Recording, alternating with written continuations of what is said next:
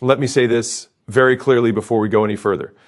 Because if you miss this point, the rest of the video will not matter. Most businesses do not fail because the founder didn't work hard enough. In fact, most businesses fail despite extreme effort.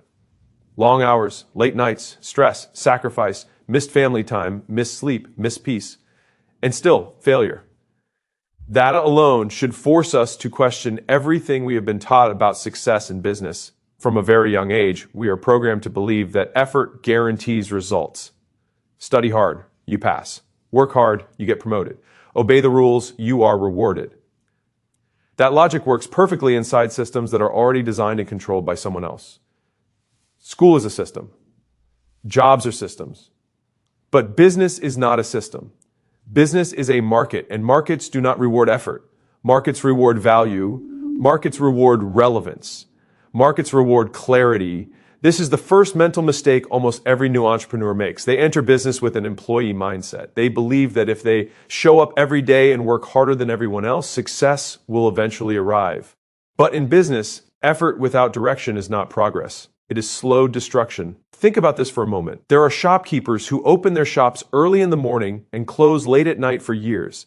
There are freelancers who work weekends, nights, and holidays. There are small business owners who haven't taken a proper break in years. If effort was the deciding factor, these people would all be winning. But reality is brutal. Many of them stay stuck at the same income level year after year until they burn out or quit. Why does this happen? Because business does not pay you for how hard you try. It pays you for how well you understand the game you are playing. Most people never learn the rules of the game. They just start running. This creates a very dangerous situation where someone is constantly busy but not actually moving forward. They're answering messages, handling operations, posting content, tweaking websites, changing logos, responding to customers, fixing small issues, and feeling exhausted every single day. At night, they feel productive. They feel like they worked hard. But when they look at their bank account, nothing has changed. Busyness becomes their comfort zone. Because being busy feels safe. Thinking deeply feels uncomfortable. Real business growth requires thinking. It requires stepping back and asking hard questions. Questions like, who exactly is my customer? What painful problem am I solving? Why should someone choose me over alternatives? What am I doing that actually moves revenue? Most businesses never answer these questions clearly. Instead, they drown themselves in activity. Another major reason businesses fail is because founders confuse motion with momentum. Motion is movement without direction. Momentum is movement toward a specific outcome. You can be in motion all day and still go nowhere. And this is exactly what happens to most small businesses. They keep adding more effort to a broken model instead of fixing the model. This brings us to one of the most painful truths in business. Most businesses do not actually have a strong, clear offer. They think they do, but the market disagrees. Ask a business owner what they sell, and they will describe their services, their process, their quality, or their passion. But customers don't buy processes. They don't buy passion. They buy outcomes. They buy solutions to problems they already feel. When your offer is unclear, everything becomes hard. Marketing becomes expensive because people don't instantly understand what you do. Sales become draining because you have to convince instead of attract. Pricing becomes a fight because customers compare you instead of valuing you. Hard work cannot fix a confusing offer. This is why effort becomes dangerous when it replaces clarity. Instead of fixing the root problem, founders push harder. Instead of simplifying, they complicate. Instead of positioning, they copy competitors. Instead of understanding the market, they blame the market. And blaming the market is one of the fastest ways to fail. Here is another uncomfortable truth. Most founders are emotionally attached to their effort. The more they suffer, the more they believe they deserve success. But business does not work on fairness. It works on effectiveness. The market does not care how much you struggled. It only responds to how useful you are. This is why smart founders often look lazy from the outside. They don't work nonstop. They think, they test, they observe, they adjust. They focus on leverage instead of labor. Meanwhile, hardworking founders keep grinding with no leverage, no clarity, and no system. And over time, something very dangerous happens. Confidence starts to die.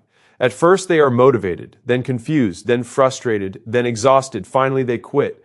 Not because they were weak, but because they were never taught how business actually works. This is the tragedy. Most business failures are not talent failures. They are thinking failures. They are strategy failures. They are clarity failures. Effort was never the problem. Most businesses don't collapse suddenly. They slowly bleed. And the reason is almost always the same. The founder misunderstands the market they are trying to sell to. Not marketing, not sales tactics, the market itself. People assume that if they build something good, customers will come. This assumption quietly destroys businesses every day. The market does not reward quality by default. It rewards relevance. A product can be well made. A service can be delivered perfectly and still nobody buys. Why? Because the market is not searching for good. The market is searching for relief. It is searching for shortcuts. It is searching for solutions that fit its priorities, not yours. This is where most founders make a critical mistake. They build based on their own logic instead of customer psychology. They ask, what can I offer?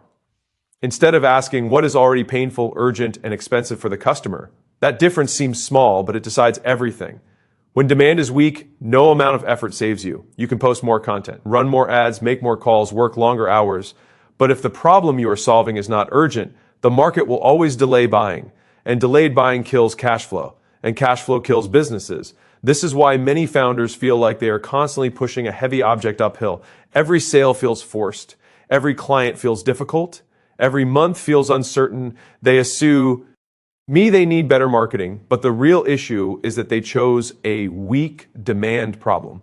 Strong businesses are built around problems people already want solved. Weak businesses try to convince people to care. Another silent killer is pricing.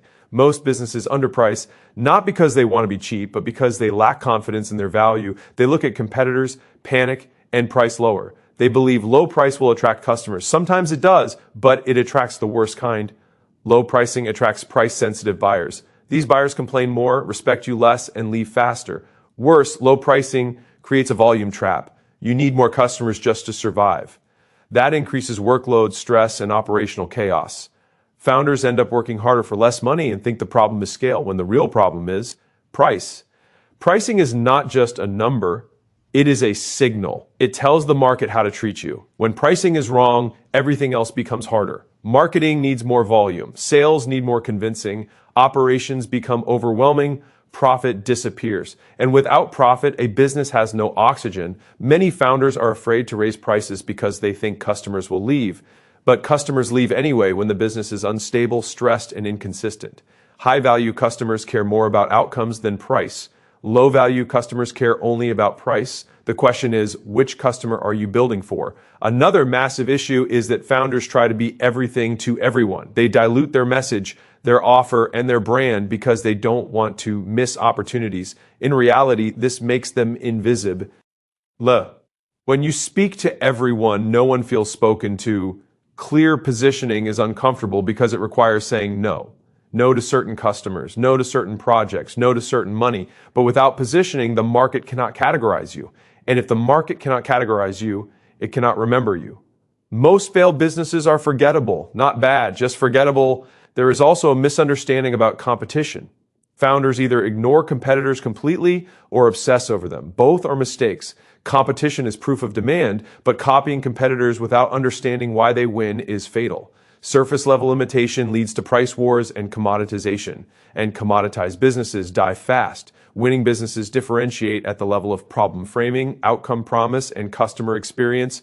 Losing businesses differentiate only at the level of features, which customers barely care about. One more thing that quietly destroys businesses is impatience mixed with randomness. Founders jump from strategy to strategy without giving anything enough time to compound. 1 month, it's content. Next month, it's ads. Then partnerships. Then rebranding. Then a new offer. Then a new audience. Nothing compounds because nothing is consistent. Consistency without clarity is waste, but clarity without consistency is useless.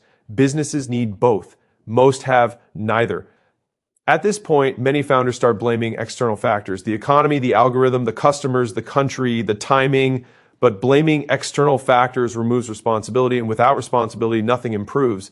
The market is not unfair. It is indifferent. It rewards those who understand it deeply and punishes those who guess.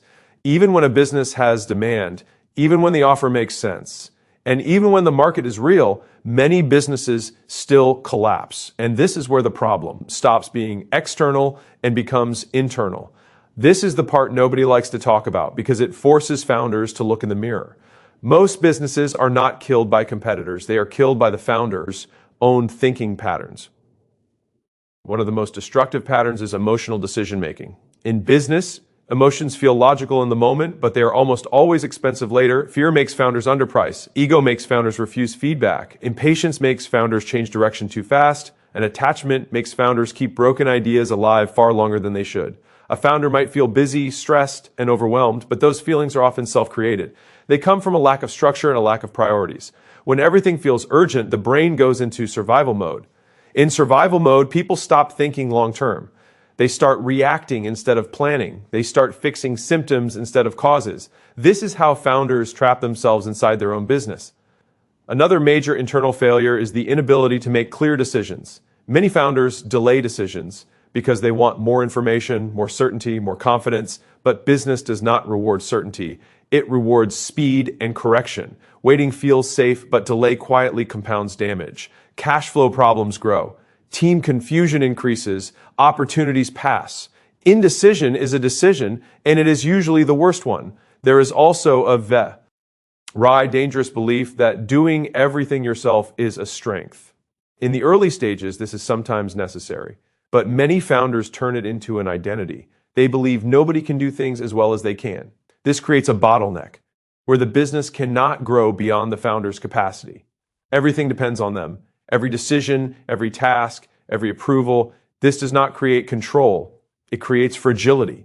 When the founder gets sick, tired, or mentally exhausted, the business slows down or collapses. True business strength comes from systems, not heroics.